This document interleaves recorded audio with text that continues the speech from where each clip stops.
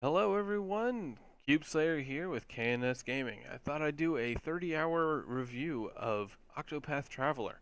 I've put about 30 hours into the game, and so far, I'm loving it. It's the same company that put out Bravely Default a few months back, and they did a good job with that game. Back end of it got a little bit grind heavy, but I'm about 30 hours in at this point, and I figured I'd show off some of the stuff that they have in this game. It's got some really cool features, really awesome gameplay.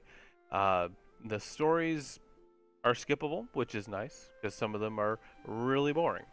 But as you can see, it's got a weird, almost diorama sort of viewpoint, which I think is really excellent. The water physics in the background look beautiful. Water never looks too deep though; it always looks kind of shallow, but it's got a lot of cool little features. Um, Extensive menu. I actually need to heal. I just finished a boss battle last night. Oh, and your movement speed is insane. It's nice and fast, and that was actually something they messed with during the, uh, not beta, but like during the test for it. They asked for feedback from players, and one of the things they said was increased movement speed. At the time, I thought the movement speed was alright, but they increased it and it got better. So basically, you play the game as 8 different people. That's where the octopath comes from. And let me go find a tavern so we can show off all the characters, because you unlock them fairly quickly. That's kind of your first thing. You go in, you pick who you want to play as your main character, and then you go and just collect everyone else. Now, a couple of them are basically the same exact character mechanics-wise. A few others, it's hard to say. So, this is everyone. Everyone on the right and on the left. There's 8 people total. We'll start on the right here because Therion's the one I picked as my player 1. He's a thief. He's got some pretty cool path actions. Show the buff real quick. Or jobs at least. That. Skills? Skills? Okay. So here you get job points and you can unlock abilities that cost SP or mana. He can do stealing and a bunch of other things. But he also gets the ability. There's no one in here I can do it to. Where are you? Where's someone? Ah, you've got dots above your head. Come here. So you see how he's got a bunch of stuff above his head? Well, you can use it to steal. Now I've stolen everything this poor sap owned, but as you level, you'll slowly gain more and more points to steal with. Other characters we have here are... There we go.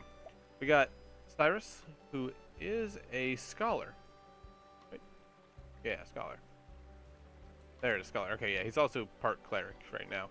But he's got Scrutinize, which allows him to look at another character, another NPC of some kind, and determine specific truths or just facts about them. That'll help you find like discounts in stores and hidden items, things like that.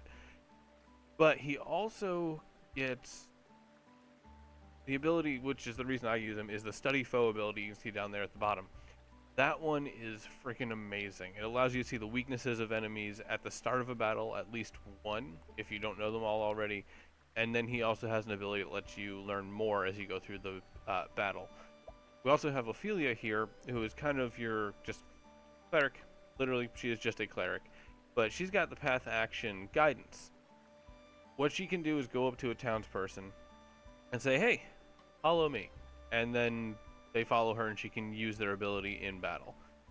In this case, I think I have a soldier with me right now, so I can activate him in battle and he'll come and kind of be like a 4th or 5th party member that you don't control. He'll just deal damage for you or cast a spell of some kind. Kind of really cool. Then you've got Hanet? Hanet? I don't know how you pronounce her name. But she's a hunter. Basically, she's just a Pokemon master. She can just capture monsters and use them in battle. Her path action, which is just the little activate thing, is provoke. You can fight anyone in town. Now, sometimes it'll be in front of a doorway or something like that you can't get through. So if you go up to him and just provoke, you can just knock him out. Oh, also, that little guy that's right there following behind us, that 5th person in the line, that is the person that our cleric has told to follow us. you can actually get more people following you, which is really kind of cool. And I'll get that right now. So you got Tressa here, who, same way that Therian can steal, she can buy things off of anyone. Literally anyone. She can just buy some, like, go up to them and decide that, hey, I like your sword. I'll give you 2,000 gold for it. And just buy things. Instead of stealing it, it's got a higher success rate, which is why you might want to do that instead. But I've found that anything I want to steal, it's just worth it stealing. Because all you have to do is come back here and just restore reputation, and people don't hate you anymore. Ulbrich is just a warrior. I don't know if that's what he's actually called, but he literally just has the same ability, or same path action as Haynet, where he can just challenge anyone, but instead of using monsters to fight, he just beats the crap out of them with a sword. We also have Alphen, who is a apothecary, does a lot of healing like Ophelia does. He's really friendly, so his path action allows him to gain the same information that Cyrus does with intellect, just with friendship instead. He just talks to people and learns stuff. Primrose is a dancer. She can do the same thing as Ophelia's path action, which means just get people to follow her. But she does it through dance instead, and make like dances all sexy and stuff, and tries to get them to follow that way. Now, one thing that's really cool is I kind of showed it off earlier. You've got jobs. Each character can have one job along with their main class, but as you go through, you can only unlock. You can only use one class per character. So, for instance, right now, Therian, my thief, is also a hunter. So he also has access to the hunter abilities. But because he's a hunter, that means Cyrus, I don't know how you pronounce his name, can't be a hunter right now. So he's a cleric. So he can use all the cleric abilities and unlock them with job points, which is really fun. I've turned Ophelia into a thief. Now, the reason that that is really good is if you go over here, you can equip passives. And the little icons next to them tell you which thing they are. Well, Therion the Thief has a 50% chance of attacking when doing a non-damaging skill, which is wonderful. So that is actually equipped to Ophelia as well, because she unlocked that ability. He has Evil Ward and Inner Strength, so he's got more SP, because he casts a lot of spells, so I need more SP on him. And then Haynet has a really cool ability where increasing no. Magic HP plus 50 or plus 500 is actually a apothecary skill. That's actually really fun. He has Second Serving. Gives the equipping character 50% chance of attacking twice when performing a standard attack. Now, I also have that equipped on Therion, along with Patience, which is so great. There's a 25% chance that you'll get an extra turn with this character, basically. So I've got that on 2 characters. So a lot of the time, instead of getting one attack, I'll get more than one. Now, before I go show off combat, I do want to show this off real quick. You can hear a tale, which when you go into a town, it gives you the opportunity to start the story quest in that town for this character. You don't have to. So you can go into a town, just do a loot thing. And what I've been doing is going in, looking for anyone with ... over their heads, like these people, robbing everyone blind, talking to everyone, finding out all the information I can, and then coming in and doing the quests. Now, one nice thing is you can go back through and rewatch any cutscene you want from the stories, which is so nice. That way, like, for instance, I really don't care about Ophelia's story right now. I just finished her chapter 2 last night, but I didn't pay attention to it. You can skip every cutscene. I didn't want to watch it, so I didn't bother. I just held B every time it popped up. And because of that, I don't know what's going on in her story, but it doesn't matter because there's waypoints, and waypoints are awesome. So let's leave town and go kill something. Show off the combat system real quick. So far, like I said, I'm only 30 hours in. The combat hasn't been overly grindy, which is nice because that was a complaint that me and my wife had with Octopath Traveler, or not Octopath Traveler, with Bravely Default, was that the back half of it was extraordinarily grindy. And because of that, it just felt like it took forever. Now, since we're out of town right now, if we walk like this, We'll sometimes get actually, I need to change something on my skills. Equip supporting skills. You. He has an ability that reduces random encounters, and I had that on because I didn't care about fighting anything where I was. But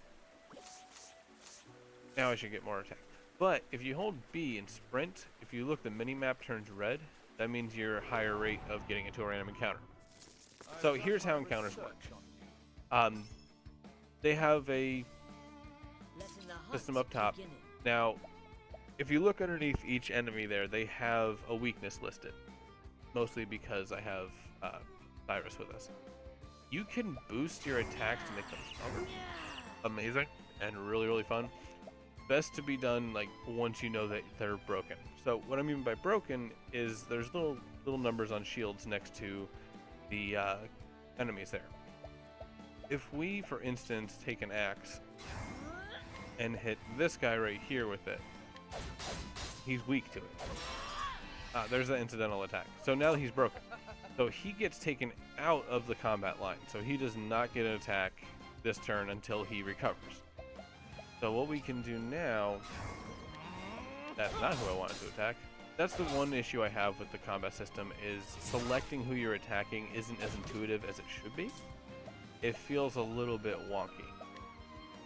That'll help. This is what I was talking about, the analyze. This costs 1 mana, and you can just learn what else they're weak to. You get XP bonuses and stuff like that for just killing like getting a encounter done without getting hurt. Here's the summon ability that the cleric has, which is really good. Yeah, incidental attack. Love the second serving so much. It's such a useful ability. So now that we've summoned that guy, he's just kind of hanging out. Whenever Ophelia gets a turn, he shows up as well. Also, when you equip a different job to different characters, they also gain the ability to wield those weapons and wear the armor of that creature, which is insane. So like right now, my cleric is also a fighter or a warrior. I can't remember what they actually call it on this one. And because of that, she can wield swords and daggers. Maybe for a warrior. I think she's a warrior. We'll check here in a second. Oh cool, they're weak to arrows. So now they're completely out of the attack sequence. So now, do this. There we go. Everyone gains XP relatively evenly, which is kind of nice. Like, however much XP is given is how much everyone gets. I assume that based on what class they are, they need a certain amount of XP to level up and stuff like that. The nice thing is the job points, that's not what I want, they count for everything. So for instance, right now I've got Therion as Thief and Hunter, and I need 5,000 JP to get another ability. Well, I don't have to spend on either of the ones that are equipped. So if I wanted to change him to like a cleric or something, that's completely fine. And then I can use the passive abilities from all of the things they've ever been. So right now Ophelia has been a thief, a cleric, and a warrior, and she has thief, cleric, and warrior abilities. It's just really cool. One thing that I didn't realize starting off was this menu, the jobs menu, was grayed out for, like, for me at least, for the first like 20 hours of the game. I didn't realize that you could do anything with it yet. And what changed it was I found one of these shrines.